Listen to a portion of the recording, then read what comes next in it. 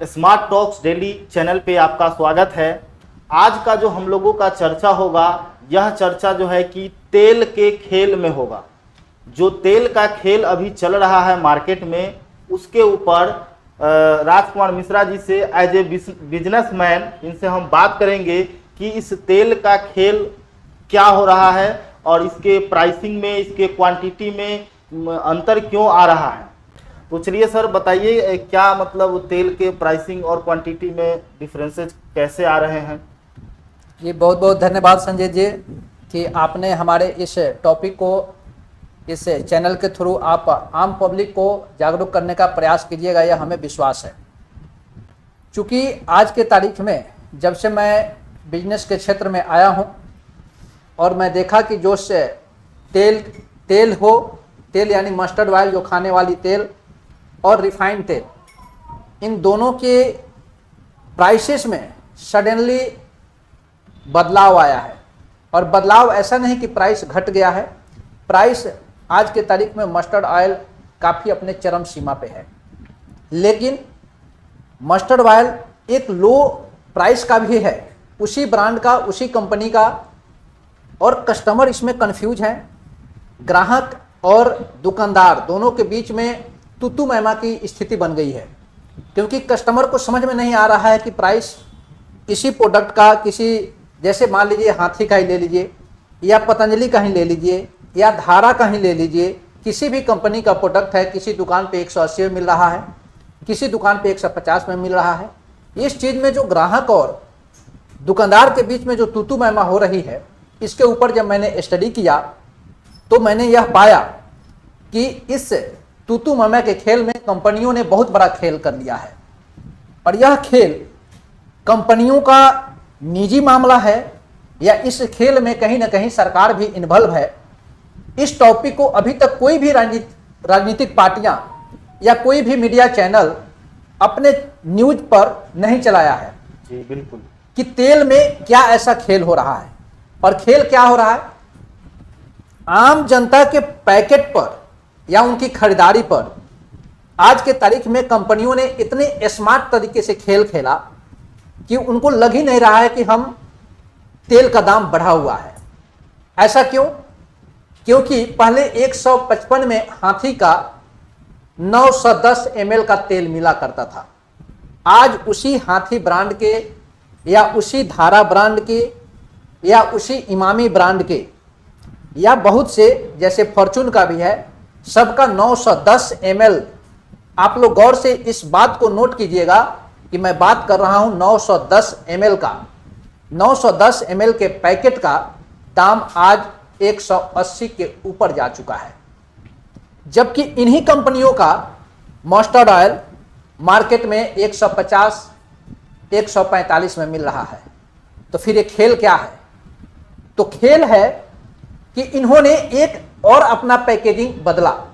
910 ml के parallel इन्होंने market में लॉन्च कर दिया 770 ml का पैकेट, 750 ml का पैकेट। और यह कस्टमर को समझ में नहीं आया, क्योंकि कस्टमर को आदत है, जैसे मैं आप लोग को दिखाना चाहूँगा, कस्टमर को आदत है, दुकान पे जाएंगे, हाँ भैया आप 1 लीटर हमको हाथी दे दीजिए, बस उनको पैकेट खरीदने की आदत है। हम पैकेट खरीदे हैं, पैकेट में कितना ml का तेल है यह कस्टमर को कोई लेना देना नहीं है। और इसी नहीं लेने देने के खेल में कंपनियों ने स्मार्टली तरीके से कस्टमर के इमोशन के साथ खेल गए और उन्होंने 770 ml का तेल का पैकेजिंग, और ये कंपनी नहीं, लगभग सभी कंपनियों ने अपने प्रोडक्ट को लॉन्च कर दिया 910 ml के बजाय 770 ml और 725 ml। अब इसमें यह प्रश्न उठता है कि क्या सरकार इसमें इन्वॉल्व नहीं है, या बिना रेगुलेटरी अथॉरिटी के जानकारी के बिना क्या कंपनियां अपने पैकेजिंग सिस्टम को चेंज कर सकती है? और यह चेंज कर सकती है तो यह खिलवाड़ आम जनता के साथ क्या ऐसा नहीं होता है कि महंगाई के बात को ऐसे मार्केट में लेके आए कि किसी को महसूस ही ना हो कि महंगाई भी हुआ है। अगर किसी को मारना है, एक बार तलवार से मारोगे तब मारने वाले के ऊपर दफा लग जाएगी, उसके ऊपर किसी की जान लेवा या किसी की जान लेने की दफाएं लग जाएगी। लेकिन अगर किसी को मारना हो और धीरे धीरे उसके लिक्विड में आप पॉइजन दीजिए, उसको पता भी नहीं चलेगा और वो मर भी जाएगा। और यही खेल इस तेल के प्राइसिंग और तेल के पैकेजिंग में जो बदलाव हुआ है, यह खेल यही है कि जनता को महसूस ही ना हो कि महंगाई हुई है। पहले भी जनता 150 में खरीद रही थी, आज भी 150 में खरीद रही है, लेकिन यह मैटर उभरा कैसे? जब घर में पति पत्नियों के बीच में तू मैमा होने लगा। तुम तेल बहुत खर्च कर रही हो, वो बोला मैं तेल उतना ही खर्च कर रही हूं जितना पहले लाते थे। जब तू मैमा जब बहुत बड़ा विकराल रूप ले लिया, तब पता चला कि ये तो न वो ज्यादा तेल खर्च कर रही है, न लाने वाला तेल गड़बड़ लेके आ रहा है। गड़बड़ी हो रही है पैकेजिंग में। और यह सारा खेल 910 ml और 770 ml के खेल की है। आप सभी जनता इस बात को समझ लीजिए।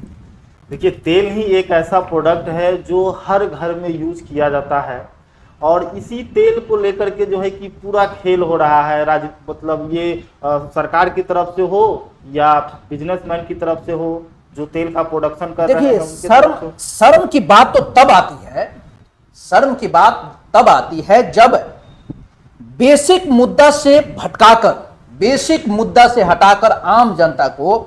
अभी एक मैं न्यूज देखा जिसमें संसद भवन में रवि किशन, शायद मैं अगर नाम सही हूं तो रवि किशन समोसा के साइज के लेके चर्चा कर रहे थे। अरे उस मूर्ख व्यक्ति को कौन समझाएगा कि भाई जिस तुम समोसा के साइज के लेके चर्चा कर रहे हो, कभी तुम इस चीज के लेके चर्चा करते? कभी तेल के बारे में चर्चा कभी तुम तेल के बारे में चर्चा करते? तेल के क्वांटिटी, तेल के क्वालिटी और तेल के प्राइसिंग के ऊपर तुम चर्चा करते? तुम समोसा के साइज के ऊपर चर्चा करते हो। इससे पता चलता है कि बंदरों की जमात में आप बेहतर समाज का निर्माण नहीं कर सकते हैं। वो ऑलवेज बंदर बाट की ही बात करेंगे, चाहे समाज के बदलाव की, चाहे समाज में किसी न किसी रूप में वो ऐसी मैटर को लेकर आएंगे जिसमें आप उसी में उलझे रहिए। अब कल कोई खड़ा होगा, नहीं उसके दुकान में बोंडा छोटा मिलता है, उसके दुकान में बोंडा बड़ा मिलता है, जो कि बोंडा का कोई लेना देना नहीं है। और इन तेल के कंपनियों के ऊपर सरकार का पूरा नियंत्रण होना चाहिए, और पूरा नियंत्रण है।